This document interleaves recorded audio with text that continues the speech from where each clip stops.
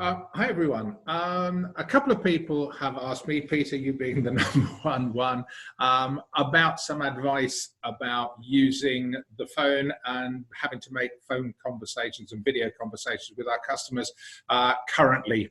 And so I thought I'd just put together some top line thoughts, if you like, about the sorts of things that you should be thinking about. Because right now, I really do think that customers want to know that you care, and they want to know that you are actually really interested in them. So one of the things we need to find out is that if there's anything that we can do to help. So in terms of some initial thoughts, particularly now, because people are still busy. There are people I'm ringing up who are incredibly busy. So why should people talk to you? So, just making phone calls out of thin air just for the sake of making a phone call is pretty much like, just dropping in to see somebody because you were passing. Why are you making the phone call? And what are you going to say? So two things. Why should people talk to you? This goes back to our original conversations around initial value propositions. But when you're ringing them up, you need to have a good reason. It may be simply to find out if there is anything that you can do to help them. It may be because you do clearly want to demonstrate that you care about what is happening to them and their business. But at the back of our minds, we need to bear in mind that one of the things we're trying to do is to make sure that when everything settles down, they see us as one of the people who actually were around to help them and to look after them when the need arose. So the second thing I think we need to think about is, what are the objectives for our call? What is it? What's the purpose of our call? What would we like to have done? What would we like the customer to think about us at the end of the call? Which kind of leads us on to the third bit, which is, where is the value for the customer in the call? So even though we may be just ringing up, I don't know, just to sort of keep in contact, think about the value that you are delivering to your customer.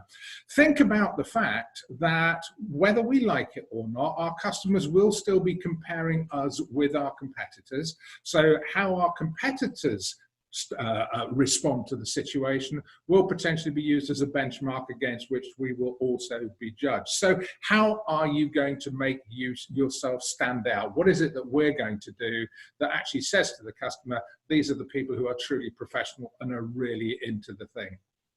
So going on to that, how are you going to do that? Well, clearly, whether we like it or not, face-to-face is out for the time being in terms of physical presence. So we move into this area of video calling.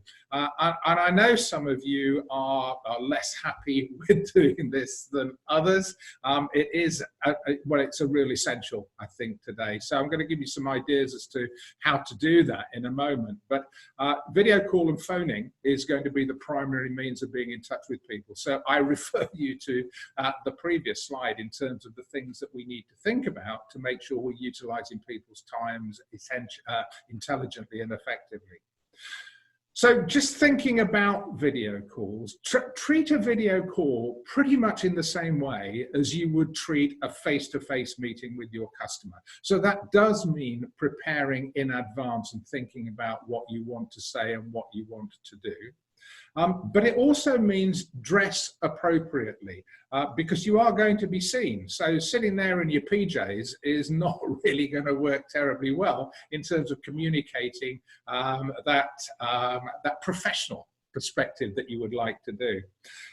Again, because you're working from home, do try to check for any potential interruptions. I actually do think that people are they're more than happy to understand that there are going to be issues like the dog wandering in or the children shouting or whatever it is. I really wouldn't get too uptight about that. Obviously try to minimize that impact as much as you can, but I think people are very much more understanding given the circumstances. Do beware of the background. I do realize it's a lot more difficult sometimes to have a background. So if you're working in a bedroom, for example, your gym jams or your dressing gown hanging on the door behind you is perhaps not the best look. So do try to think about what it is that they will see behind you. And also think about all the technical issues. If you have got a decent camera, if you've got a decent microphone, that will make a huge difference. If you haven't, you really do need to think about whether you should invest in one. They're not hugely expensive. I will leave a note, or I'll get a message to you about the kind of gear that I've got, but I've got a Logitech camera, which sits on top of my my screen. The cameras in the laptops are okay, but I think if you're going to end up doing this reasonably frequently, you need a decent camera to do it with. And I've just got a standard microphone like that, which cost me very little. It came from Maplins, which have now sadly gone bust, but you can still get them from Amazon, obviously, in places like that. The other thing is about camera position, because I don't know why, especially if you use, this is the problem with the laptop. If you're using your laptop, the laptop camera tends to look up at you. So I do lots of calls with people where the primary thing I'm looking at is the ceiling. So please, before you get onto video calls, make sure that the camera is looking at you almost head on. In an ideal world, what you're looking for is pretty much where I am. Probably I'm a bit low down. You should be about a third of the, if you split the screen into a third, and a third, you should be on the second third going up. And I'm centered in this, but if you want to show any documents, you might want to move one side or the other. And again, apply that a third sort of ratio as you go across there. So yeah, technical issues, camera positions are all important. And I suppose more than anything else, this provides us with a great opportunity to really build trust, because we do need trust now, perhaps more than ever. And part of what we're doing is to do two things. One is we're trying to show real concern and to communicate the extent to which I really am interested and care about you, the customer. And the second is that level of competence. Now, our level of competence on a video call will be reflected by the things that we've just spoken about whether you do dress appropriately, whether your background's good, whether technically the thing actually works, and all of those things. And then if you actually look on this matrix, there are 4 areas. So if you demonstrate very little concern and very little competence, then clearly people are not going to really place a great deal of trust in you. If you are highly competent, so technically everything is brilliant, but you just don't come across as being warm and considerate and empathetic, then whilst they may have respect for you, they won't necessarily warm to you. Similarly, you can demonstrate all the concern in the world, but if everything keeps falling off and things just don't work, they will perhaps they feel a certain degree of affection for you, but they won't really relish your competence. So what we're trying to do is to get into that top right-hand corner and really build trust, which is this combination of competence and concern for the customer. I do look at the whole process. Years ago, I developed a sales process that was based around a baseball diamond, and here you see it. And I call it earning the right. You earn the right to move from one of the bases to the other as you go through the process. Now, applying this to the kinds of conversations that we're going to be having, either on the phone or on video calls, it starts for me with pre-call preparation. Now, I think you're going to have to. If you're going to make a video call, just like you would a face-to-face call, you need to book it. You need to have it in their diary, just like you would any meeting that you would physically turn up to. It does a number of things, but one of the things it does is it begins to sort of suggest that there's going to be some importance around the meeting that you're going to have. And then you're just going to do the background research that you would do for any face-to-face customer call that you might have. When you get onto the call, then you're going to opening the call, building that initial rapport. Again, do be aware that at the beginning of a video call, you do have those technical issues that you need to deal with. So make sure that if you've got a call booked for, say, 2 o'clock, that you're on the call for maybe 5 to at the latest, just to make sure that your video's working and your audio's working and everything is in place. So again, when you open the call, just as you would in a face-to-face meeting, you're going to explain the purpose of the call after you've got through all the niceties. Let's face it, there's plenty to chat about right now in terms of how people are coping with what's going on. Then we move into the information gathering stage. So it's first base, isn't it, in your technical thing, but it's number 3 on my list. So it's about just getting background information about the customer, about how things are right now, what their challenges are, what they're working on, what they can be doing or could be doing in the time that they now have, perhaps freer than they had originally anticipated. And before you move from point 3 to point 4, then the last thing you should do is summarize. So if I understand you correctly, the kinds of issues that you're struggling with right now, the things that you're wanting to do are so and so and so and so. And that earns you the right, I believe, to move from the 3rd point to the 4th point, which is about giving your information, about talking to them about the things that you potentially might be able to do and things that you can do to help. So again, if we go back to everything we talked about in the value challenge, this is still about putting customer first before we talk about us and what we can do.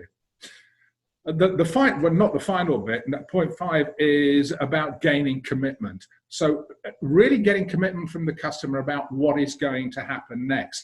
This is all about being every bit as proactive in a video call as you would do face-to-face. And for me, the only good call is a call that ends with a clearly defined next step attached to it. People's commitment about what it is they're going to do next. And then the final thing is to think about your next step. So is there anything you've committed to doing that you need to follow up on? Who's actually going to do what? But is there a clear step forward that you're going to take? Just a word on the fact that if you think about it, one of the problems that we have is that many of the things that we would wish to do in terms of our normal body language, or some of the things, are taken away. So we've already talked about why it's important to still dress appropriately, and you should still smile, do those sorts of things. Eye contact actually is potentially quite difficult, but look at the camera, because if you're looking over here, then clearly they're going to say, what's he looking at, or what the hell is he doing? So it is quite difficult sometimes, but do make sure that you look at the camera, because then you will be looking directly at them. Handshaking, well, whether we'll ever be able to touch again remains to be seen. And mirroring, you can, to a degree, still do mirroring in terms of your body language, doing the things that the other person is doing, because you can see them. So you can see that if they're doing that, you can do that. If they're leaning back, all of those things. But it is important, because if you look at the circle of communication that we've got here, you can see that the words, under normal circumstances, the words form 7% of communication. The tone, the pitch, the pace, the volume is 38%, and your body language is 55%. Now, clearly the body language is the bit that's perhaps most under threat, because we can't actually be in the same physical space as our customer. But what it does mean, it means that 38% becomes even more important. So, as I say, it ain't what you say, it is the way that you say it. So you really do need to think about how you're going to use the tone, the volume, the pitch, the pace, and the language as effectively as you possibly can. And it does make a lot of difference. The other thing very often about using microphones and stuff like that is that they do tend to just perhaps slightly suppress, easy for me to say, they do slightly suppress what you are trying to do. So perhaps you need to be just that little bit more animated when you're talking to somebody like this. But it's about pulling everything together. It's about thinking about all the principles that we talked about in the value challenge system. It is about focusing on value. Again, what value means to the customer right now is likely to be very, very different to what it means during a normal event, during normal business. So ask them, what are the things that you would value right now? Would you like me to be in touch with you once a month, once a week, once a minute, whatever else it might be? What would be the value to you doing that? So ask questions, listen, summarize where it is appropriate, and there are loads of times we've already talked about summarizing, and show empathy. be caring, demonstrate that you are truly, truly interested, that you're getting in touch with them not because you think you should, but because you actually truly want to, because you do want to show real concern and you want to build ongoing trust with them. Anyway, look, guys, that just some basic outline thoughts. If you have any thoughts, anything you would like to share with me, any other ideas, please, please let me know, because we can put them together and put something else out, which, as you know, I'm prepared to do anything that I can to help in these difficult times. So all the best. I hope everything is going well for you. And as seems to be the case these days, my final parting words are, keep safe.